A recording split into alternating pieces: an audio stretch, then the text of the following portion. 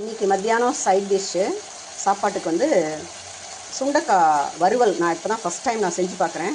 ஏற்கனவே நான் சுண்டைக்காயை வந்து புளிக்குழம்பு செஞ்சுருக்கேன், சாம்பார் செஞ்சுருக்கேன், கூட்டுலையெல்லாம் போட்டிருக்கேன். ஆனால் இந்த மாதிரி வறுவலாக வந்து நான் செஞ்சது கிடையாது. சுண்டைக்காயை இப்போ நான் ரெண்டாக நறுக்கி நல்லா வாஷ் பண்ணிவிட்டு வெறும் நறுக்கி மட்டும் தான் போட்டிருக்கேன். அதை வந்து நசுக்கெல்லாம் இல்லை.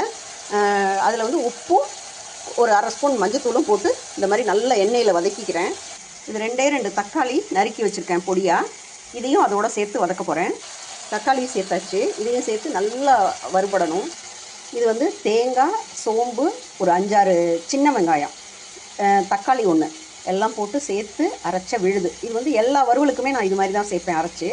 மசாலாவுக்கு அதே மாதிரி இதை அரைச்சி வச்சது மீதி இருந்தது. இதை வந்து சேர்க்க போகிறேன். அதோட காரத்துக்கு மிளகாயும் மல்லியும் சேர்த்து அரைச்ச தூள். இது வந்து நம்மளோட காரம் எவ்வளோ தேவையோ அந்த அளவுக்கு சேர்த்துக்கலாம். நான் வந்து ஒரு 1.5 ஸ்பூன் போல் போட போகிறேன். இதில் மசாலாலாம் மிக்ஸ் பண்ணியாச்சு. இப்போ வந்து மிளகாயும் மல்லித்தூளும் போட போகிறேன். மிளகாய் மல்லி கலந்த தூள் 1.5 ஸ்பூன் சேர்த்துருக்கேன்.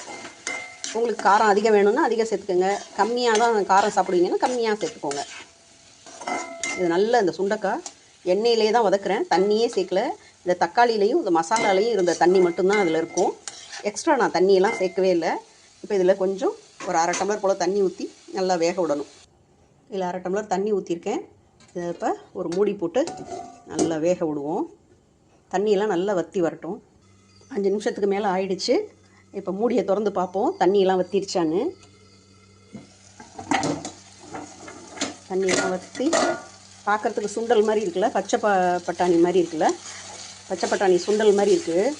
ஆனால் இது வந்து சுண்டைக்காய், சுண்டல் கிடையாது, இது சுண்டைக்காய். இது நல்லா இதாகிடுச்சு. அடி பிடிக்காமல் கிண்டி இறக்கிற வேண்டியது தான். வேணும்னா நீங்கள் இதில் கருவேப்பிலையும் போட்டுக்கலாம். கருவேப்பிலை சாப்பிடுவீங்க, உங்களுக்கு அந்த வாசனை ரொம்ப பிடிக்கும்னா கருவேப்பிலையும் எல்லா சமையல்லையுமே சேர்த்துக்கலாம். இது வந்து எனக்கு எதிர் வீட்டுக்காரவங்க எனக்கு சொல்லி கொடுத்தாங்க, இது மாதிரி செஞ்சு சாப்பிட்டு பாருங்கன்னு. இப்போ தான் நான் ஃபஸ்ட் டைம் செஞ்சுருக்கேன்.